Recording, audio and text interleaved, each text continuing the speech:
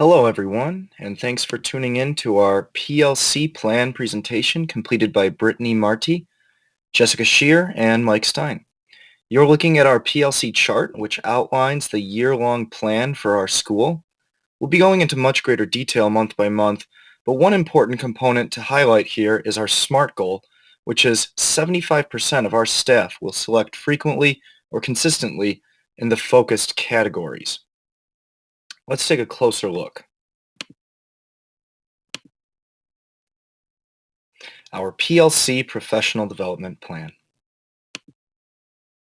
Differentiation isn't about creating a lesson plan for each student each day. It means recognizing and accepting that each student is a unique individual. It means using what you know about learning and about each student to improve your teaching so that all students work in ways that have an optimal effect on their learning. Improve your teaching.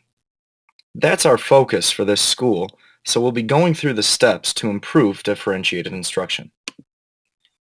Here's the data gathered from week 3 surveys. 13 total teachers were polled. From this information, we were able to identify some key areas of improvement and create our professional development plan around those needs.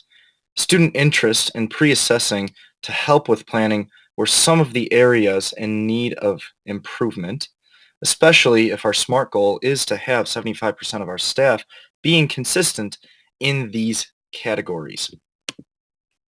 Learner profiles was another area we identified that was in need of improvement, along with having high-level tasks. Flexible grouping is another category we focused on.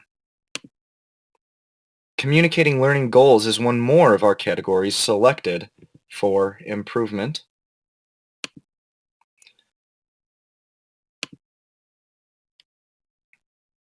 Technology here was pretty good, but we feel it could be better and would like to use it to help with other categories to meet our SMART goal.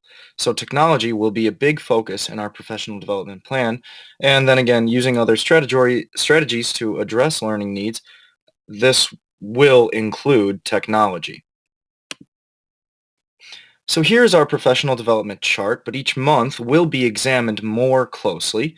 So let's take a look at how our development is aligned to the Illinois Professional Teaching Standards.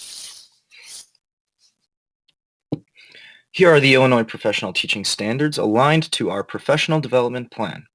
We had to really look at what our teachers needed in terms of materials and resources and see if that could be bolstered and improved. We had to reflect on the use of technology and if it was truly being utilized to its full capability, and of course, meeting the needs of each student. There is a focus on planning how to get the most out of the standards, short-range and long-range plans, and again, the importance of technology in planning. Finally, Standard 5, delivery. We can learn about differentiated instruction and plan for it, but unless those plans are executed, there won't be much improvement. This is where we take action. Knowing what we're doing, incorporating all that we've planned for, and identifying how to adapt and modify as needed all go into this standard. Alright, it's time to look at each month of the plan more closely. This quote from Tomlinson will help as to why there is a need for differentiated instruction.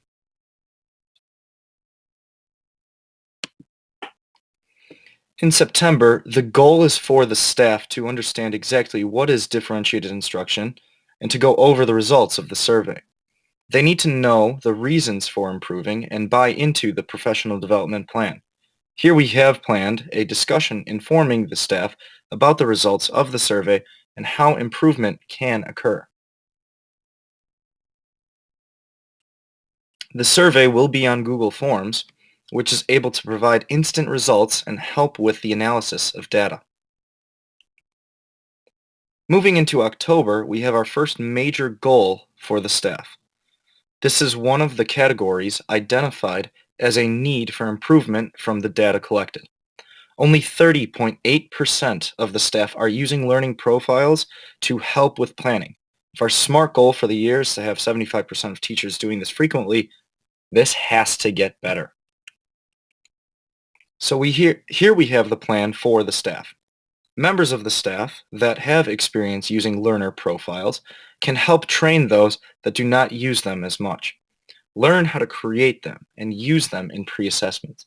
One part of the plan that could really help is having the staff together create a resource they can share.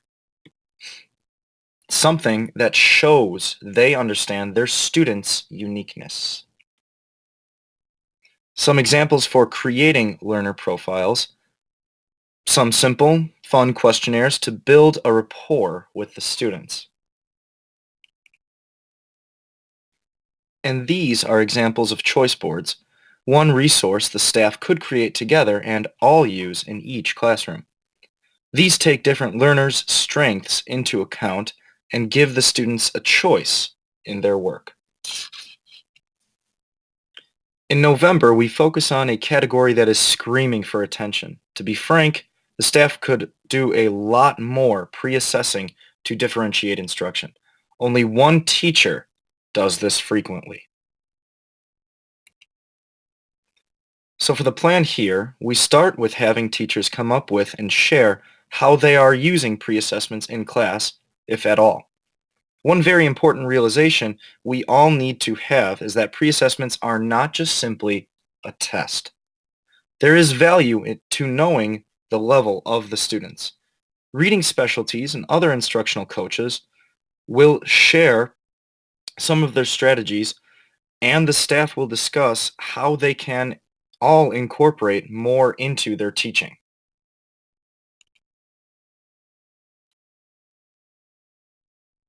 Some strategies the staff can use with their class are KWL charts like the one from the previous slide.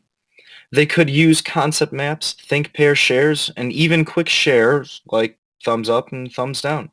And yes, they could have actual pretests as well. Most math lessons can easily include a pretest by simply changing the number from the post-assessment. In December, we really start to focus on technology. How can we be using technology as a tool for differentiation? It all starts with the materials at hand. There are plenty of resources at our fingertips, iPads and Chromebooks. Explaining the many tools, apps, and programs, along with watching videos informing and training the staff on how these will work, will help out tremendously. Often, we have great resources around us and we don't know we even have them. Next, we will use the program Front Row. This is the only major part of our plan that uses school funds costing $2,500 for a year, but that does include unlimited access and resources for all staff members. These are some of the training videos the staff can use to get a better understanding of the technology. Front Row functions similarly to Moby Max, where each student has their own login and can have their own instructional plan to work at their pace. It includes math and ELA, but there are science and social studies articles included in the readings, which all come at multiple reading levels, similar to News ELA or News Ella, depending on how you pronounce it. Front Row is the walking, breathing technological embodiment of differentiated instruction. And since Front Row collects data instantly from each student, teachers can learn how to use that information to create ways to help and challenge each student in specific areas. They can even take that data and start to consider flexible grouping, a topic that shall be more closely examined later in the year. These are just some quick picture examples of Front Row data. It really does lend itself to professional discussions amongst teachers on how to best help the students succeed. Now in February, we continue to look at assessments, specifically using ongoing assessments in planning. If students aren't comprehending the lessons, how do teachers adjust for them? If students are advancing far ahead, what needs to be done to challenge them? In our professional development plan, our first step is for the staff to understand how to use ongoing assessment. One great and simple to use strategy is a free website called Kahoot. It enables users to create quizzes and surveys, which function like a game, to see where the students are in the lesson.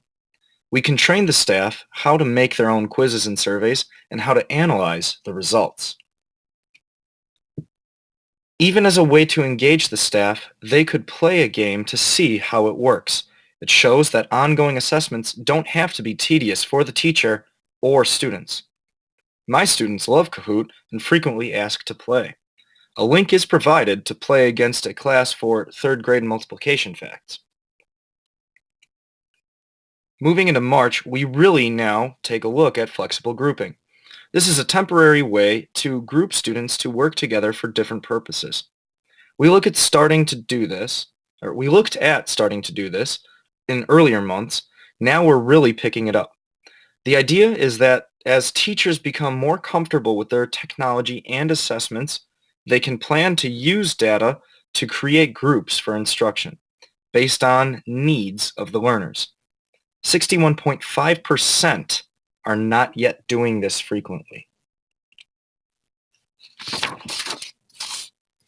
The plan is to use what the staff has already learned to help them further in this professional development process. Take the learner profiles from October, combine that information with pre-assessment data along with data from Front Row, and plan groups based on that information. Check in on the students with continuous assessments to ensure they are always where they need to be and working with other students that share similar skills and strengths. The benefits of flexible grouping are numerous, but here are some noteworthy examples. Students work together and learn with and from one another. The group shares its achievements and successes. In April, we're really taking the professional development to the next level. Again, the idea is to use what the staff has learned to advance more into differentiated instruction. Now we include student interests into planning, creating lessons and activities around student choice, making them feel like leaders in the classroom, giving them some control over their education. Using learner profiles, assessment data, and flexible groups, the staff will learn to provide choices for their students in the curriculum. Part of the goal is to provide high-level tasks for the students. Over half do this much of the time, but no one does it frequently. Here are some examples of how students can choose their own activities to demonstrate knowledge. They can create posters, projects, board games, as well as many other ideas, like making videos or radio broadcasts, creating their own quizzes, and making their own presentation on Prezi or even PowerPoint. In May, our goal is to communicate the learning goals with the students. Only 38.5% of staff does this frequently. Through discussion, we can brainstorm ways to show the standards so the students clearly know what are their goals and expectations for the lesson. We can meet and reflect if the students are having more success since they have a better understanding of the learning goals. Also in May, we want to use some time to reflect on the professional development plan, discuss what worked for staff members, what needs must still be met. Are there other areas in need of improvement?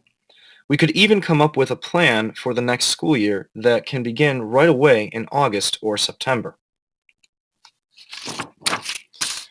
Here's a list of references. Thank you all for watching our video. For Brittany and Jessica, I'm Mike, signing off.